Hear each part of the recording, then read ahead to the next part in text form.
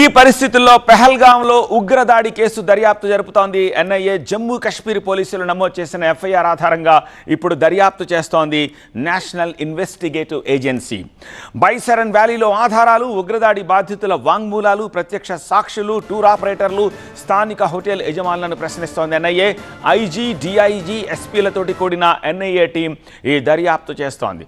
ఉగ్రదాడి సమయంలో ఫోటోగ్రాఫర్ చెట్టు మీద నుంచి తీసిన వీడియో, కుటుంబంతో కలిసి అక్కడికి విహారయాత్రకు వచ్చిన ఒక సైనిక అధికారికి ఇచ్చిన వాంగ్మూలం ఆధారంగా ఇప్పుడు దర్యాప్తు కొనసాగుతోంది.